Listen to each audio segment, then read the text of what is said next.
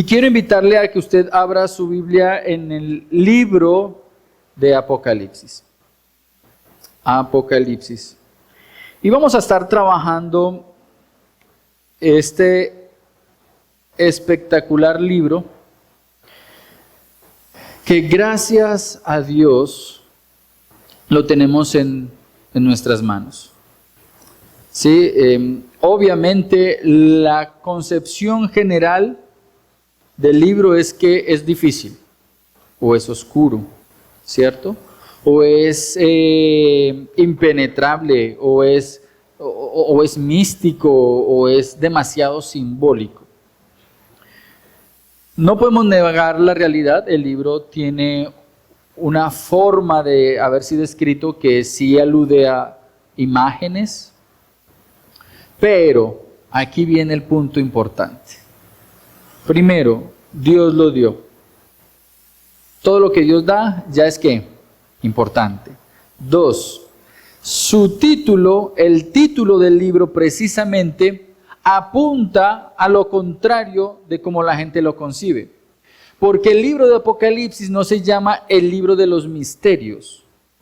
El libro de Apocalipsis no se ha titulado el libro oscuro. No, precisamente el libro de Apocalipsis se ha llamado Apocalipsis, que es lo revelado, lo que se hace claro, lo que se hace evidente. Entonces, Dios nos ha permitido tener este libro en nuestras manos y el Señor nos tiene aquí en esta mañana con un propósito y es de escuchar las bendiciones de entender la profecía. Y ese es el título de la enseñanza en esta mañana. Las bendiciones de entender la profecía. Y vamos a estar trabajando Apocalipsis capítulo 1, versículos 1 al 3. Solamente vamos a trabajar esos 3 versículos en esta mañana. Y vamos a orar, vamos a pedirle al Señor que abra nuestro entendimiento. Como lo compartía hace ya un tiempo, el ser humano se jacta de tener la capacidad más importante dentro de todos los seres vivos, que es la razón. Pero la razón, dominada por el pecado, no es capaz de ver lo más evidente. Y lo más evidente para el mundo es decir, Dios no existe. Pero para el creyente, cuando abre la Escritura y el Espíritu Santo le permite ver, lo más evidente para el creyente es Dios existe. Por eso necesitamos que el Señor abra nuestro entendimiento para que nosotros podamos comprender su palabra. Dios, gracias te damos por la bendición que nos das de estar delante de tu palabra.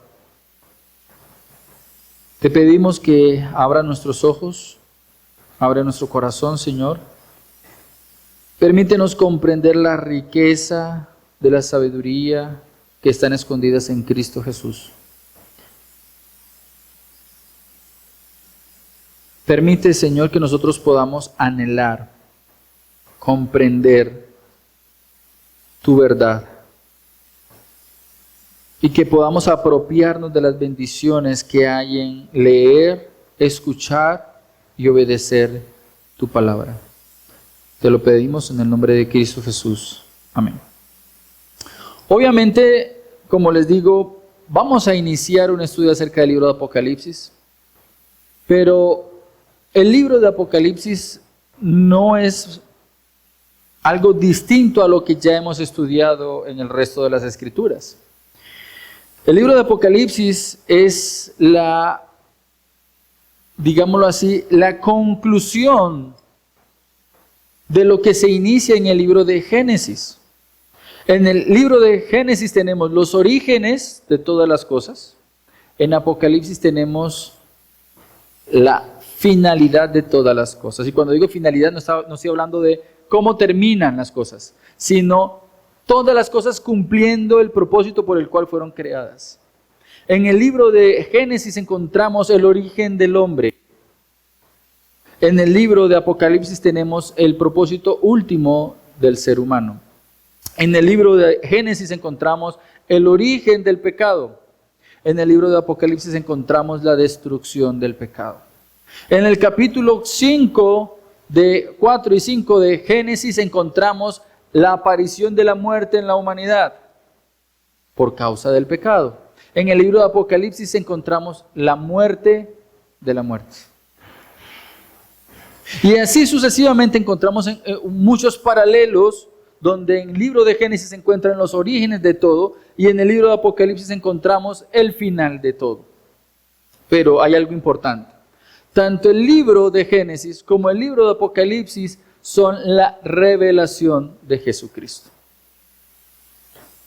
Toda la escritura es la revelación de Jesucristo. Ahora, obviamente, como lo vamos a ver en el puntos que siguen a continuación, tenemos que entender lo que significa la revelación de Jesucristo, porque en nuestro idioma, en español, como en otras lenguas, ese término de pueden significar dos cosas. Puede ser procedencia o puede significar el contenido de algo. Y lo vamos a ver más adelante. Pero por ahora yo necesito que usted tenga claro algo. La escritura completa es la revelación de Jesucristo. Y el libro de Apocalipsis de manera particular es lo que Dios ha revelado acerca de los tiempos finales. Ahora, tristemente muchos creyentes evitan estudiar la profecía. Yo creo que le preste atención, aún no hemos leído el pasaje, pero mire lo que dice el versículo 3. Dice, bienaventurado el que lee y los que oyen las palabras de la profecía. Nosotros en esta mañana vamos a estar estudiando el libro de Apocalipsis porque es profecía dada por Dios. Y el término profecía tiene dos significados y dos implicaciones. El primero, y no menos importante, de hecho debería ser la carga principal del término profecía, es predicar, anunciar. ¿Qué hace un profeta? Profetiza. ¿Qué hacía el profeta? Anunciar la palabra de Dios. Eran personas que Dios ponía en el pueblo de Israel, enviaba a su pueblo cuando la moral y la palabra de Dios escaseaba. Cuando ya el sacerdote no enseñaba, ya cuando el rey no era aquel que mostraba o guiaba la manera como debía vivir el pueblo, entonces Dios enviaba al profeta. ¿Y qué hacía el profeta? Predicaba lo que ya había sido entregado por Dios. Pero la segunda concepción del término profecía, que es como la mayoría de las personas lo entienden, y no es que esté mal la concepción, pero no es el primer sentido de la palabra, es predicción, decir algo acerca del futuro. El término profecía en el libro de Apocalipsis contiene las dos acepciones. Uno, es lo que Dios ha dicho acerca de algo. Y de hecho, como vamos a ver más adelante también, el libro de Apocalipsis, en todo el contenido, todos sus versículos, más de la mitad de sus versículos, hacen referencia a algo que ya se había dicho en el Antiguo Testamento. De tal manera que en Apocalipsis lo que tenemos es una claridad acerca de lo que Dios ya había revelado por medio de Daniel, por medio de Ezequiel, incluso Jesús mismo. Muchos creyentes evitan estudiar la profecía. ¿Por qué? Algunos lo consideran confuso, otros lo consideran irrelevante. Para mí es más bonito los Salmos. Para mí es más interesante Romanos. Lo que pasa es que a mí me gusta la historia y se van para el Antiguo Testamento y dejan a un lado el libro de la profecía de Apocalipsis. Otros incluso piensan que es un campo exclusivo de teólogos, escatólogos y pastores. Sin embargo, el prólogo, que es la parte donde tú y yo vamos a estar en esta mañana, nos enseña lo contrario. Préstale mucha atención a lo que dice el versículo 1. Dice, la revelación de Jesucristo que Dios le dio para mostrar a sus siervos. A todos sus siervos. Las cosas que deben suceder pronto. Y después, si ustedes se dan cuenta, el versículo 3 dice, bienaventurado el que lee y los que oyen. Pasa de un singular, el que lee, a un plural, los que oyen. Y después un plural, y los que guardan las cosas escritas en este libro. Realmente el libro de la profecía no es un libro de exclusividad para pastores y estudiantes, sino que es un libro, ojo con esto, exclusivo para todo aquel que se considere y viva como un siervo o un esclavo de Jesucristo. Ahora, entendemos que el prólogo del Apocalipsis nos enseña que debe ser un libro leído y estudiado, y por lo tanto, si la orden es leerlo, entenderlo y aplicarlo, es porque el libro es entendible, ¿sí? Y que es una fuente de bendición. El libro de Apocalipsis es una fuente de bendición. Precisamente el versículo 3 empieza diciendo bienaventurados, ¿cierto? Es una fuente de bendición. Así como te aprendes el Salmo 1, que empieza diciendo bienaventurado el varón que, y empieza a desarrollar la idea de quién es un bienaventurado. El libro de Apocalipsis empieza también con una bienaventuranza. Dichoso, alegre, gozoso, aquel que le escucha y pone en práctica el mensaje de la profecía. Hoy nos acercamos al versículo 1 y 3 con la convicción de que comprender la profecía bíblica no es una opción. Escucha muy bien lo que estoy compartiendo.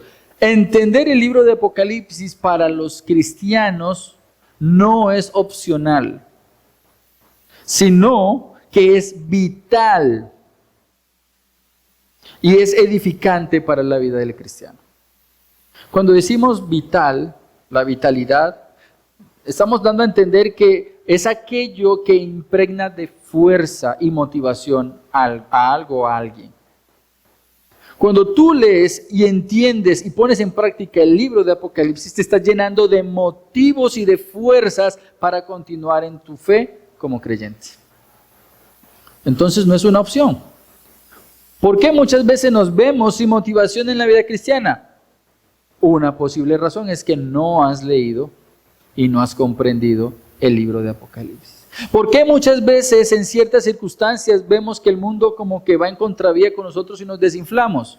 Porque no comprendemos que Dios ya ha establecido desde el principio cuáles son las cosas que van a suceder y tú debes tener muy claro en qué bando estás. Porque seguramente si estás con Dios, todo el mundo parece que va en contra de tu forma de pensar y vivir. Pero tú debes saber que tú vas en el camino correcto. Entonces, como se lo mencioné anteriormente, vamos a estar trabajando la bendición de entender la profecía. Pero antes quiero compartir con ustedes algo del contexto político de la época en que fue escrito esta profecía. Este libro está enmarcado en el contexto del reinado de Domiciano, un emperador romano. Él estuvo gobernando aproximadamente 15 años en el imperio. Y fue el último de la dinastía Flavia. Se destacó por su marcada centralización del poder y una administración imperial eficiente. O sea, en términos administrativos, este emperador fue bueno. El imperio creció. El imperio se mantuvo estable. El imperio tuvo un auge económico. Y eso me recordaba un poco cuando estaba dando el contexto del libro de Jonás. Dios llama a Jonás en un contexto donde el rey de Israel hace prosperar a Israel. Y Dios escoge al profeta y le dice, ve y predica a otro para hacerle entender a los judíos que tengo misericordia de aquellos y de ustedes, y a ustedes antes los voy a castigar por desobedientes. Bueno, resulta que aquí, en este momento de la revelación del libro de Apocalipsis, el Imperio Romano tiene cierto auge económico, tiene cierta administración que funciona, pero que es una autócrata. Funciona como tirano. Todo aquel que iba en contravía de lo que él pensaba o quería hacer, como solía suceder en su época, el emperador tenía el poder o la autoridad para decir, por favor, me lo quita del camino. Había cierto mal manejo de la autoridad,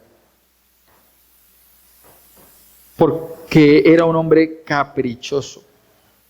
No solamente eso, resulta que de manera general hay un auge y hay un mal dominio de la autoridad, pero también hay una relación particular con tanto los judíos como con los cristianos.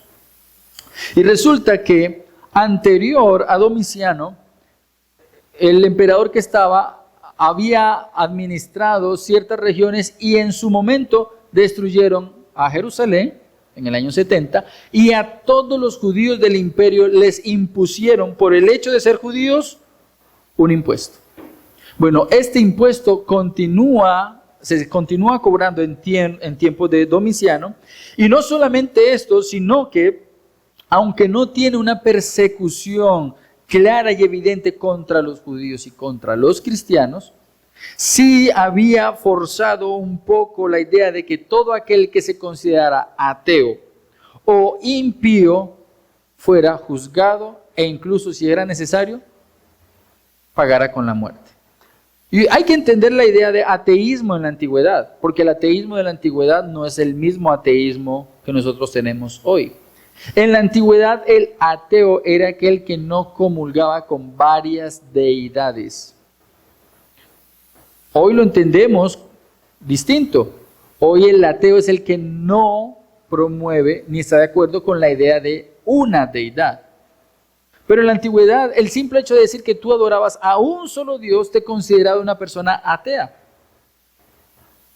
Los judíos entran dentro de la categoría de los ateos y los cristianos también entraban dentro de la categoría de los ateos. Y por lo tanto también se consideraban impíos. Y, como les decía, no había un decreto en la manera de gobernar de Domiciano acerca de los judíos y los cristianos, pero lo que sí tenían era que si alguien tenía razón para acusar a un judío o a un cristiano, por el simple hecho de decir, vea, lo que pasa es que como él es ateo o él es impío, no ha llovido, es por culpa de él, entonces lo llevaban a un tribunal y posiblemente podías pagar con muerte por ser impío o ser ateo. Porque obviamente, si tú no adoras al emperador, si tú no adoras a la diosa Diana, si tú no te inclinas ante Júpiter, entonces seguramente los dioses nos van a castigar. Entonces los cristianos y los judíos se convertían en culpables de los desastres que sucedían en el imperio. Resulta que, aunque no hay mucha información acerca de quiénes murieron bajo el poder, la autoridad y los juicios de Domiciano, tenemos 4 testimonios, 4 personajes que llegan a nosotros acerca de cómo era vivir en la época. Tenemos a Flavio Clemente y Flavia Domitila. Y yo no sé si ya les suenan los términos, pero les acabo de decir que Domiciano era el último o fue el último emperador de Flavio, de la corriente de Flavio, de la familia de los Flavios. O sea que este Flavio Clemente y Flavia Domitila eran familiares del mismo emperador. Y así de déspota era el hombre que no consentía ni siquiera perdonar ni tener misericordia de su familia. Son casos notorios y mejor documentados por fuentes tanto paganas como cristianas. Flavio Clemente era primo del propio emperador Domiciano y había sido cónsul en el año 95. Y su esposa Flavia Domitila era sobrina de Domiciano. Fueron acusados de ateísmo y costumbres judías, términos que en este contexto se interpretan como sinónimos de cristianismo. Flavio Clemente fue ejecutado y Flavia Domitila fue exiliada. Ahora tenemos a un Antipas de Pérgamo. Y este Antipas de Pérgamo es interesante porque cuando usted abre su Biblia en Apocalipsis capítulo 2, versículo 13, aparece como mi fiel testigo Antipas, que fue asesinado en Pérgamo, donde mora Satanás. En la ciudad de Pérgamo, como lo veremos posteriormente, era donde se encontraba el templo de Zeus. Obviamente estamos diciendo que este hombre, si era cristiano, no se iba a inclinar ante Zeus, y entonces Le preguntaron, ¿usted entonces a quién adora? Y él decía, Antipas, yo adoro a un solo Dios, solamente adoro a Jesucristo. Entonces, no adoraba ni al Dios de Pérgamo, ni estaba dispuesto a inclinarse ante la adoración del emperador. Fue asesinado por su fe. Es el único mártir específico mencionado en Apocalipsis. También encontramos que el apóstol Juan fue exiliado bajo el gobierno de Domiciano. No murió bajo Domiciano, pero la tradición cristiana sostiene firmemente que el apóstol fue exiliado a la isla de Patmos durante el reinado de Domiciano por su fe. Antes del exilio, dice John Fox, que fue hervido en aceite y por extrañas razones no murió. Un milagro. Dios preservó la vida de Juan. Todavía no era el momento de morir. Como no lo pudieron destruir, entonces lo exiliaron. Y qué bendición fue ese exilio, porque gracias a ese exilio, cuando usted lee el capítulo 1, versículo 9, dice, yo, Juan, hermano de ustedes y compañero en la tribulación, en el reino y en la perseverancia en Jesús, me encontraba en la isla llamada Patmos. Es en esta isla donde Juan recibe la revelación de Jesucristo. Entonces, si se dan cuenta, hay un contexto aquí que es importante que usted tenga en cuenta. No es la persecución más fuerte que recibió la iglesia de los primeros siglos, pero es una persecución que de una u otra manera anticipaba lo que era vivir como testigo de Cristo. El término testigo para nosotros hoy muchas veces solamente significa yo estoy o yo puedo decir algo en función de. En el término griego, testigo era mártir. El testimonio de muchos de ellos tenía que ser tan consistente que incluso testificar acerca de Cristo los iba a llevar a la muerte. Por eso Jesús no es testigo, o sea, no es mártir. Él es la razón por la cual nosotros somos testigos. Jesús no estaba dando testimonio de algo, Él era la razón del Evangelio. Pero en tiempos de Domiciano vemos una pequeña persecución que permite que el apóstol Juan sea separado, y es allí donde recibe la revelación o el apocalipsis de Cristo. Por lo tanto, la iglesia debe valorar la profecía bíblica. Usted y yo tenemos un libro en nuestras manos que es producto de una persecución. Y Dios ha preservado esta profecía bíblica como un medio dado por Dios para la bendición espiritual de la iglesia, el fortalecimiento de la iglesia, la esperanza de la iglesia y la formación en la obediencia práctica de la iglesia. Precisamente el libro de Apocalipsis se ha constituido en la fuerza para muchas iglesias en un contexto de persecución. ¿Por qué? Porque al entender lo que la profecía dice, entonces ellos saben que aunque ellos pueden morir en medio del dolor, un día Cristo vendrá y juzgará a todos aquellos que han perseguido a la iglesia. Estamos llamados a recibir esta revelación con humildad, estudiarla con reverencia y afirmarnos sobre la soberanía de Dios que declara el fin desde el principio. Quien vive a la luz de la profecía no vive en temor ni confusión, sino con propósito. Y yo no sé si usted está enterado y envuelto dentro de esos temas que se manejan dentro del humanismo, pero uno de los problemas y los planteamientos dentro de las ciencias sociales es ¿cuál es el propósito? Y claro, por allá sale una corriente diciendo, bueno, no, lo que pasa es que el hombre no tiene propósito, o cada uno se hace un propósito.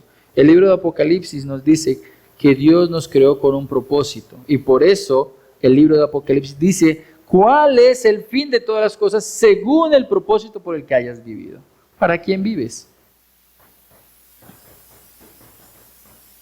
Quien vive a la luz de la profecía no vive en temor ni confusión, sino con propósito, en santidad y con una vigilancia constante, esperando al Señor que viene. ¿Quién viene? El Señor. ¿Quién lo ha prometido? El Señor. ¿Quién nunca ha faltado a sus promesas? El Señor. Para que lo tengamos en cuenta. Por lo tanto, vamos a ir al versículo 1 al 3 y de allí vamos a identificar dos puntos. Y el primero es la procedencia de la revelación. La procedencia de la revelación. Es el primer punto de esta mañana. Y usted va allí al capítulo 1, versículos 1 y 2, dice: la revelación de Jesucristo que Dios le dio para mostrar a sus siervos las cosas que deben suceder pronto. Y la dio a conocer enviándola por medio de su ángel a su siervo Juan, quien dio testimonio de la palabra de Dios y del testimonio de Jesucristo, de todo lo que vio. El primer versículo establece la procedencia de todo lo que sigue. Dice: la revelación de Jesucristo que Dios le dio para manifestar a su siervo las cosas que deben suceder pronto. Cuando yo me acerqué al pasaje, casi siempre lo primero que hago es hacerle preguntas al pasaje. ¿Quién? ¿Qué? ¿Cómo? ¿Para qué?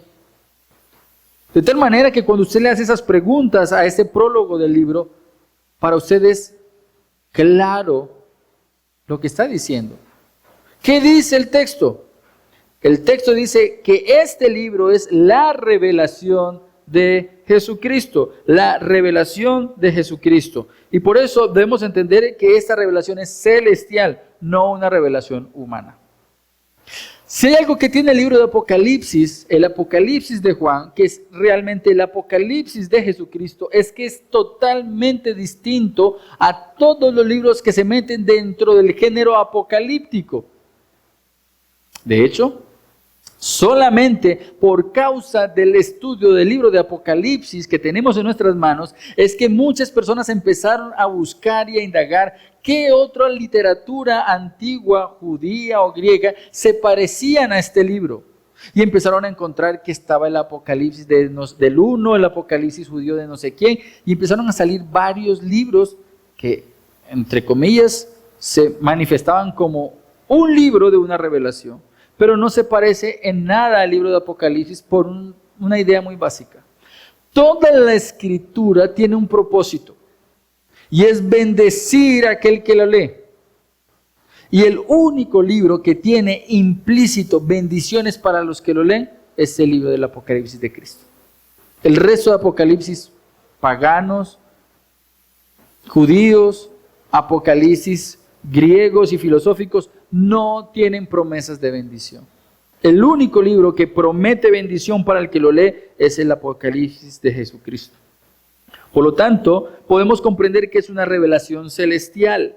Y aquí el término Apocalipsis, como lo decía anteriormente, significa descorrer el velo, quitar el velo, hacer claro algo, evidenciar lo que estaba detrás que antes no lo podía ver y ahora sí lo puedo ver.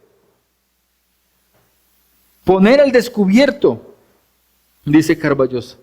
La idea es que el contenido de este libro no es una conjetura humana, ni una visión idealista del futuro, sino la manifestación de la voluntad de Dios, entregada a su Hijo y comunicada fielmente a la iglesia.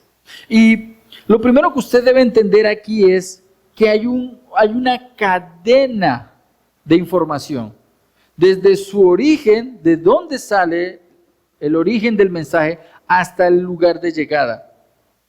Y préstele mucha atención a esto. Nos toca descomponer un poco el pasaje, pero yo creo que para usted va a ser claro. Dice, la revelación de Jesucristo.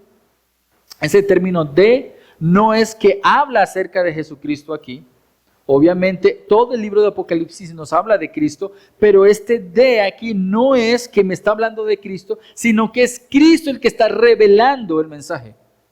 Y usted se puede ver eso en varios pasajes de Apocalipsis, porque dice que Jesús le dijo a Juan. Y Jesús le dijo a Juan, escribe. Y Jesús aparece dentro de la escena como el cordero que tiene el rollo o el testamento de toda la creación. Y Él es el que le está diciendo a Juan, mira y ve y escribe. Entonces, aunque nosotros podríamos decir que todo el libro de Apocalipsis es el mensaje de Cristo revelado como Rey, aquí esta porción de la Escritura, lo que me está diciendo realmente es que es Cristo el que está dando el mensaje. Cristo es el que está dando el mensaje. La revelación que Cristo da, que Dios le dio. Y aquí es hermoso porque todo el libro de Apocalipsis nos muestra a Cristo siendo Dios, Jesucristo siendo el Rey, pero inicia diciendo que ese Rey, como ya lo ha dicho anteriormente, sea subordinado a la autoridad ¿de quién? De su Padre. Entonces, Dios le dio el mensaje a Cristo y Cristo lo que hace es revelarlo por medio de un ángel a Juan para el beneficio de los creyentes. Esa es la cadena. Y yo quiero que usted la comprenda. Dios el Padre le entrega la revelación a su Hijo Jesucristo y Jesucristo por medio de un ángel la entrega al apóstol Juan para que él por medio del libro que va a escribir bendiga a toda su iglesia. La revelación fue dada por el Padre al Hijo, quien la comunicó mediante un ángel a su siervo Juan, y éste escribió para que los siervos de Dios la conocieran y la obedecieran. No hay espacio aquí para especulación ni distorsión. Todo el contenido está bajo la autoridad de Dios. El libro de Apocalipsis es una revelación celestial. ¿Quién es Dios? ¿Quién es Dios? Dios el Padre, el único que conoce el futuro. Cuando usted va a Isaías 44:7, tiene esta misma información. Isaías 44:7 dice, ¿y quién como yo?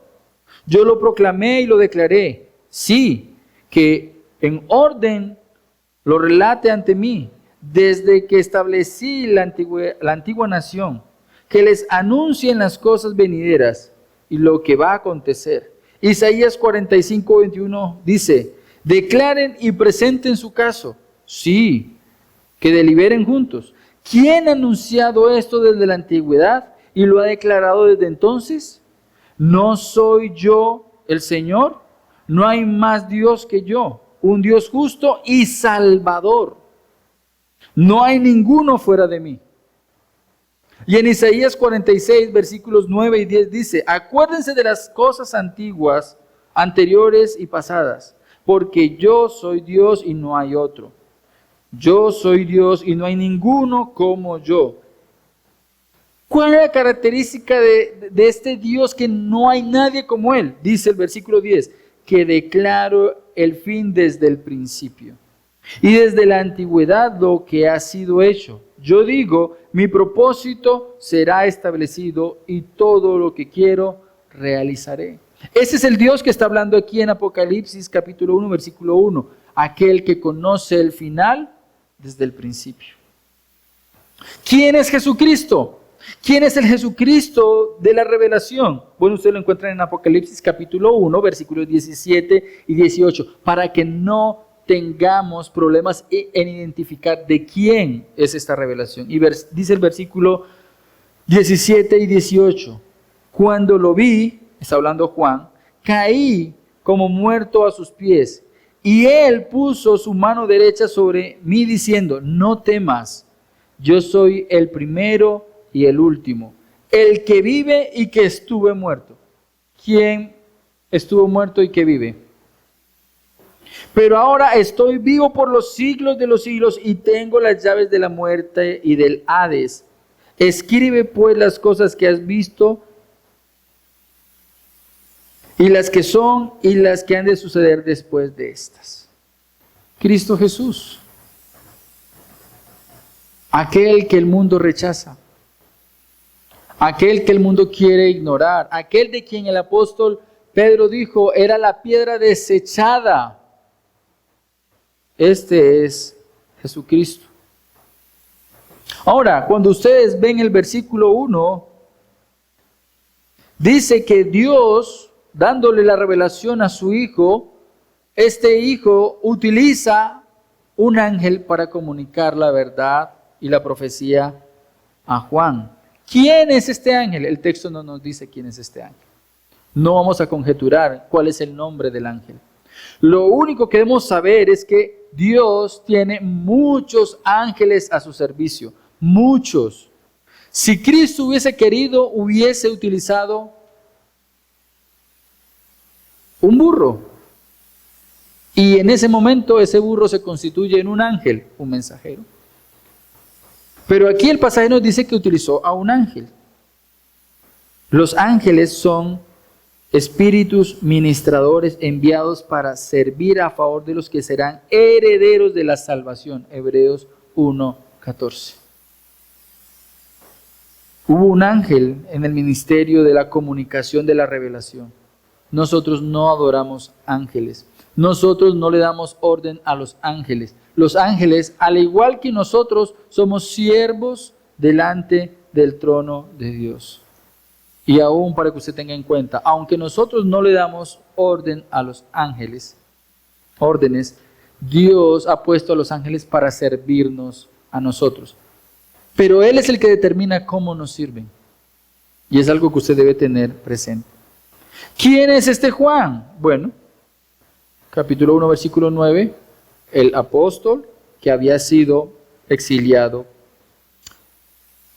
a la isla de Patmos. ¿Y quiénes son los esclavos de Dios? ¿Para quiénes fue escrito esta revelación? ¿Para quiénes? Los que no quieren reconocer a Jesucristo como Señor no pueden aspirar a comprender este libro. De tal manera que todos los que son considerados siervos de Dios son aquellos que han sido salvos y redimidos por la obra de Jesucristo, aquellos que han puesto su confianza en Él para salvación de sus almas. Somos esclavos por amor. Somos esclavos y siervos por gratitud. Y por eso este libro es de mucha riqueza para todo aquel que se propone estudiar la revelación, porque es el mensaje que el Padre quiso darnos para fortalecernos. Ahora, Robert L. Thomas plantea una pregunta. ¿Es Cristo el objeto revelado o el sujeto que revela? ¿Es Cristo el objeto revelado o el sujeto que revela? Y aunque ambas son ciertas, el enfoque aquí es que Cristo es el revelador de la voluntad del Padre.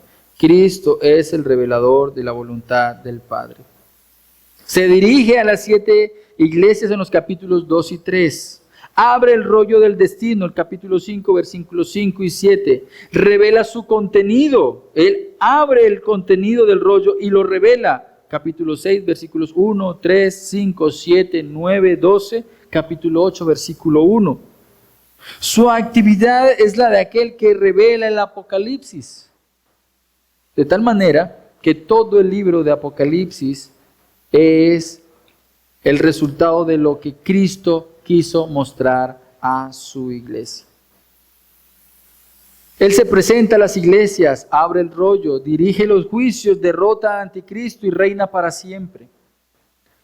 Como afirma Evis Carballosa, Jesucristo es el gran revelador, tanto de los planes y propósitos de Dios como del mismo Dios. Y aquí es bueno que usted tenga presente lo siguiente. Cuando usted va a Juan capítulo 1, versículo 18, ¿quién revela al Padre?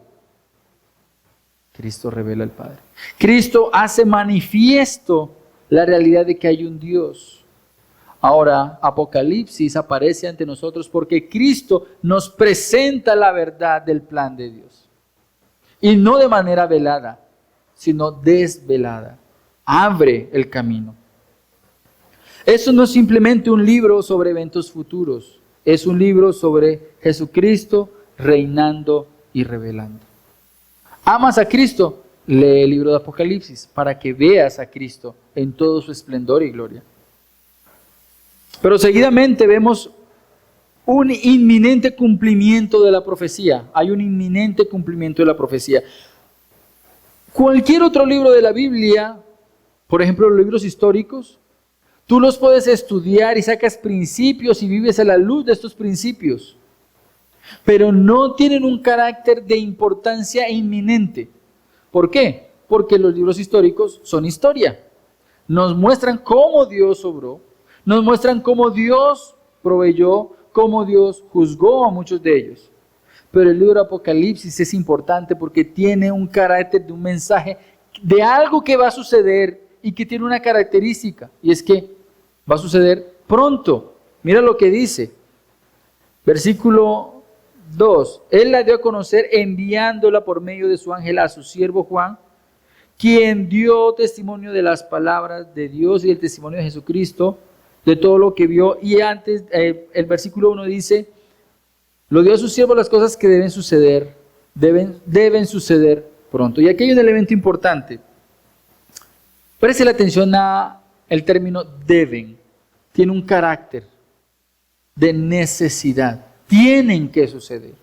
Y no solamente son cosas que tienen que suceder, a la luz de Isaías, van a suceder porque Dios determinó que así va a pasar, pero no solamente va a pasar, sino que va a pasar rápido, rápido. Ahora, vamos a hacer vamos a relacionar un poco Apocalipsis con dos libros. Uno es Daniel y el otro es el libro de Mateo. Para que ustedes se den cuenta que aunque tienen muchas ideas relacionadas, el carácter de la urgencia ha cambiado. Cuando usted va a Daniel capítulo 2, versículo 28, Daniel está interpretando y dando el sueño e interpretando el sueño al rey Nabucodonosor acerca de cómo va a ser el desarrollo de los reinos. Y la información al final de la profecía dice que todas esas cosas sucederán al final de los tiempos. Para dentro de mucho tiempo van a suceder. Eso es Daniel capítulo 2, versículo 28. Cuando usted va a Mateo capítulo 24, versículo 6, Jesús dando respuesta a los discípulos, porque los discípulos le preguntan a Jesús, Jesús, mira qué hermoso el templo. Y Jesús le dice, tranquilo que eso se va a destruir. El templo no es importante. Y entonces los discípulos le preguntan a Jesús, bueno, ¿y cuándo va a suceder? ¿Y qué señales vamos a tener del regreso de tu reino, de tu venida? Jesús no responde la primera pregunta. ¿Cuándo? El cuándo no se las responde. Responde las señales. Cuando ustedes vean esto y cuando vean aquello y cuando suceda que resulte lo de la abominación desoladora presentada por el profeta Daniel, entonces entenderán que está cerca, pero aún no llega el fin. Aún no llega el fin. Pero cuando usted llega a Apocalipsis, capítulo 1, versículo 1, hablando del mismo contenido de Daniel 2 y hablando de las mismas cosas de Mateo 24, 6, aquí la revelación del Apocalipsis dice, ya ahora estas cosas van a suceder pronto. Se está acercando. Ya no estamos en los tiempos donde podemos decir, eso algún día va a suceder, o al final de los tiempos va a suceder. No, parte de esta revelación es presentada como que es algo que va a suceder pronto, pronto. Y de alguna manera usted debe entender que el libro de Apocalipsis es una continuación y una culminación de la línea profética trazada en Daniel. No estamos ante una profecía desconectada, sino ante el clímax del plan profético de Dios. El plan profético de Dios. Si usted se da cuenta, ¿qué hemos dicho? Pues estamos preparando nuestro terreno para estudiar el libro. Dios ha revelado por unos canales que Él ha establecido. Y que lo que tenemos en el libro de Apocalipsis tiene total coherencia y unidad con todo lo que ha sido revelado anteriormente.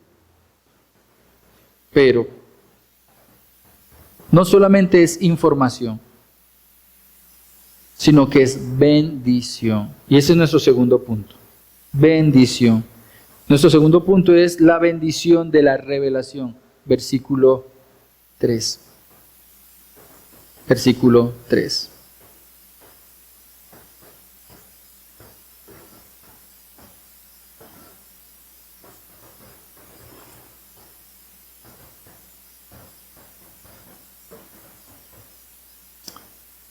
Este versículo 3 nos entrega una promesa. Bienaventurado el que lee y los que oyen las palabras de esta profecía y guardan las cosas en ella escritas, porque el tiempo está cerca. El tiempo está cerca. La triple bienaventuranza. Este versículo contiene la primera de 7 bienaventuranzas que tenemos en Apocalipsis. O sea que usted esté pendiente. Primera bienaventuranza. Somos bienaventurados, somos dichosos aquellos que prestamos atención a la profecía. Listo. Segunda bienaventuranza. Les voy a decir dónde está, pero no le voy a decir cuál es. Capítulo 14, versículo 13. Y las otras se las voy a dejar ahí para que ustedes queden con la expectativa. Hay 7 bienaventuranzas que todo creyente, anhelante de conocer la voluntad de Dios, debe buscar. ¿Cuándo es que yo voy a ser dichoso? ¿Cómo es que yo voy a ser dichoso? ¿Quiénes son dichosos? Bueno, se empieza a buscar dónde están las bienaventuranzas en Apocalipsis. Pero vamos a concentrarnos un poco en esa que tenemos aquí, nuestra primera bienaventuranza. La primera bendición del libro de Apocalipsis es para el que lee y los que oyen. Y yo quiero que le presten atención a lo siguiente. No es que usted diga, listo, entonces ¿cuál es la bienaventuranza para el que lee y cuál es la bienaventuranza para los que oyen? ¿Es diferente o es la misma? Bueno, en principio usted debe tener en cuenta que la bendición que usted tiene de comprar libros, esto es una bendición. Comprar libros es una bendición. Porque hoy el papel es fácil de conseguir. Y usted puede tener una copia con el simple hecho de ir a una tienda y decir, yo quiero este libro y aquel libro. En la antigüedad no era así. Hasta hace muy poco realmente el libro es un producto de consumo popular.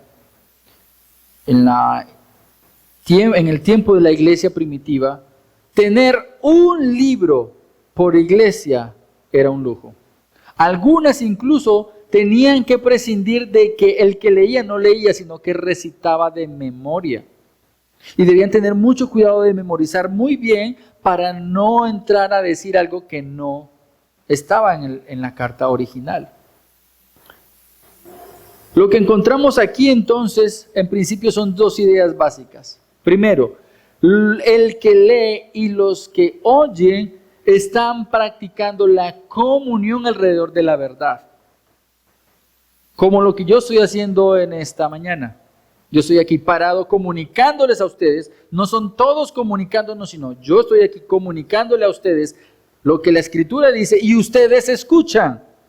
De tal manera, bienaventurados aquellos que se congregan para escuchar la revelación, porque en ella tenemos aliento, porque en ella encontramos la verdad, porque por medio de ella somos alimentados, somos consolados. Cuando tú escuchas la verdad de Dios, tú dices, Dios tiene un propósito que se va a cumplir por medio de nosotros y en nosotros, porque somos fáciles para olvidar. De tal manera que el que lee y el que escucha es bienaventurado porque tiene fresca la palabra de Dios en su mente. El que lee y el que oye es bienaventurado porque la lectura de la palabra de Dios es una bendición para el cristiano porque lo transforma. La revelación del plan de Dios para su pueblo es una bendición porque nos da esperanza. Conocer la voluntad de Dios es una bendición para el cristiano porque nos dirige a la obediencia, nos santifica. De tal manera que somos bienaventurados si leemos y si escuchamos con atención la revelación de Apocalipsis. Pero después dice, y los que guardan, aquellos que obedecen lo que escuchan. Aquellos que obedecen lo que escuchan.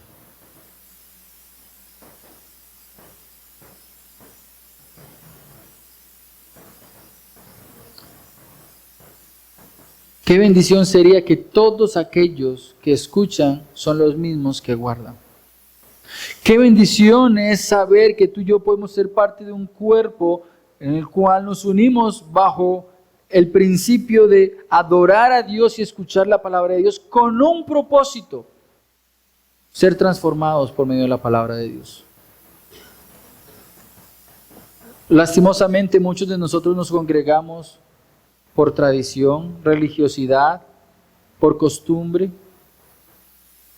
Muchos de nosotros decimos, bueno, yo sé que la palabra de Dios me santifica, pero, y empezamos a buscar razones y excusas, y justificamos incluso el hecho de que nos sentamos y nos dormimos y nos cansamos y nos perdemos. Pero si tú y yo comprendiéramos lo que significa la bendición de leer y escuchar con el propósito de obedecer, entonces veríamos una iglesia no solamente transformada, sino que tiene el poder para transformar lo que hay a nuestro alrededor. Precisamente el oír y el escuchar para obedecer es lo que va a ser determinante para que no caigamos en el error de las iglesias de Apocalipsis. Muchas de ellas olvidaron el primer amor, otras de ellas se complacieron en el pecado, otras de ellas eran laxas. Pero uno podría decir, hay dos iglesias en Apocalipsis, en el libro de Apocalipsis, que fueron fieles. ¿Por qué? Porque escucharon, leyeron y obedecieron. Y resulta que el leer, el escuchar y el poner en práctica la revelación de Apocalipsis tiene un propósito práctico. Patterson escribe que esta bienaventuranza deja en claro que Apocalipsis no es un mensaje para especulación teológica, sino para transformación espiritual. Transformación espiritual. Es una palabra profética y como tal tiene autoridad divina y aplicación moral. Cuando digo aplicación moral es que tú y yo somos transformados en nuestra mente para vivir de una manera particular. Cuando leemos apropiadamente el Apocalipsis decimos, uy, yo estoy fallando en esto o en aquello. Tengo que corregir mi forma de pensar y de vivir. Tengo que hacer. Por eso el libro de Apocalipsis siempre se ha enseñado como un libro de suma importancia porque nos santifica. Pensar en el regreso de nuestro Señor Jesucristo nos santifica. Pensar en que Él tiene el dominio y el poder para juzgar el pecado nos debe recordar que debemos luchar por ser como Él, porque de lo contrario, aunque por la vía negativa, vamos a pagar las consecuencias de nuestra forma de vivir. Esto confronta la actitud moderna de leer Apocalipsis solo por interés escatológico. Obviamente, a algunos de nosotros nos puede gustar el término escatología. ¿Qué es eso? El estudio acerca de las cosas finales. Eso suena interesante y chévere. ¿Qué postura tienes tú? Y empezamos a mirar qué posturas escatológicas tenemos. El principio y la idea principal del libro de Apocalipsis es leerlo porque nos santifica. Corrige nuestra manera de vivir.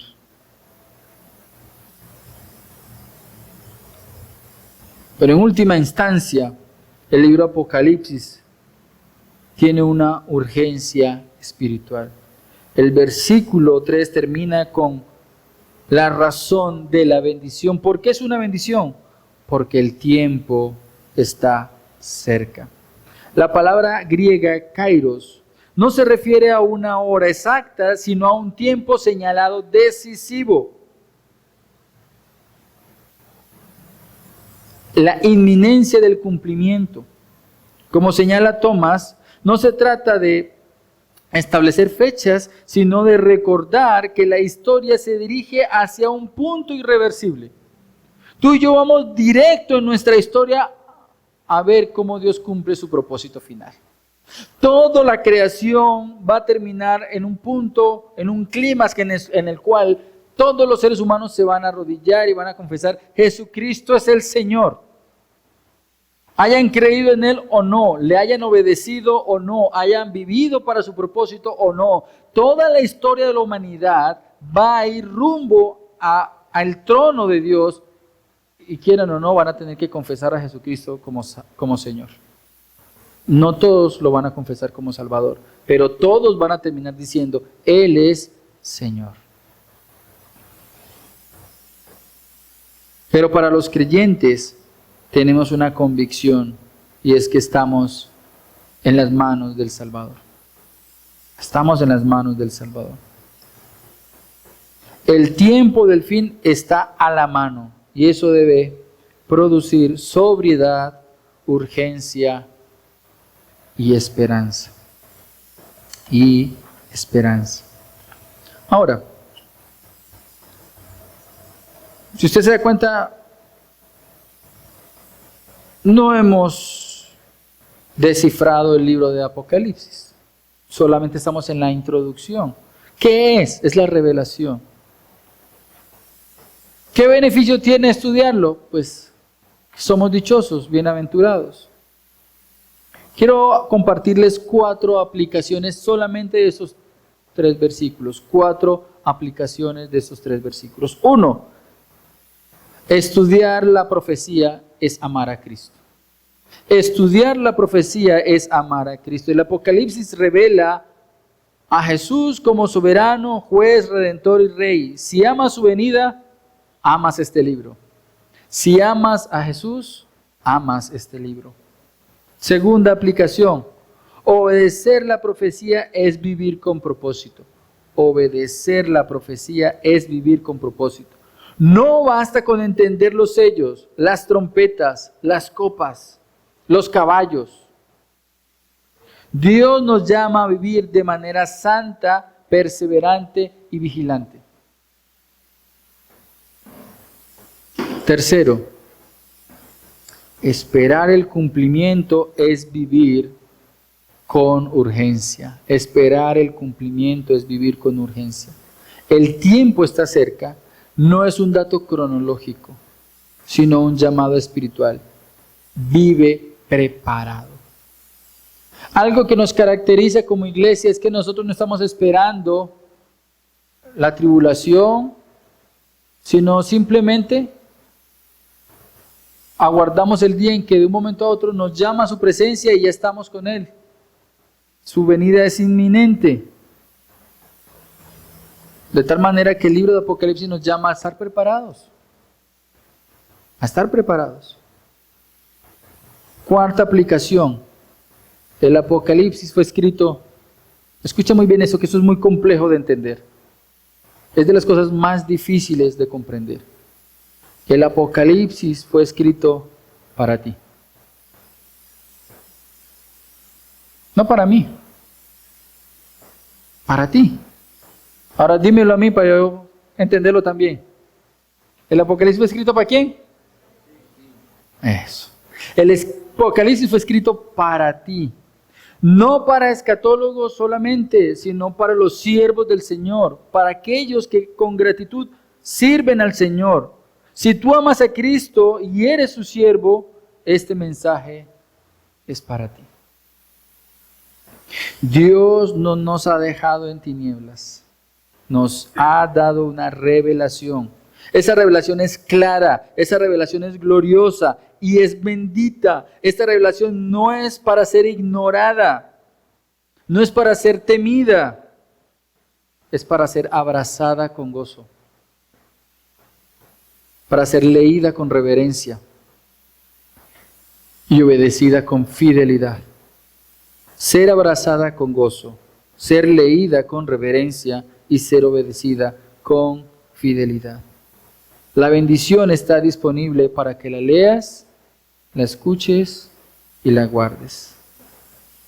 Quiero invitarte a que te pongas en pie y vamos a orar.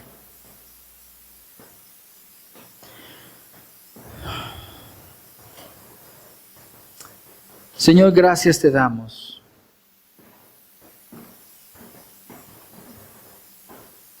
Por tu palabra bendita. Gracias te damos porque te has tomado la molestia de hablarnos de manera en que nosotros podamos comprender en en nuestra forma humana, por medio de palabras. Señor, creaste a Adán y Eva y te revelaste a ellos, dándoles tu mandato, tu ordenanza de forma clara. Y tú te acercaste a cada uno de esos patriarcas, Abraham, Isaac, Jacob, confirmándoles el pacto. Te acercaste a Moisés para enviarlo como medio y camino de liberación cuando el pueblo de Israel estaba en Egipto.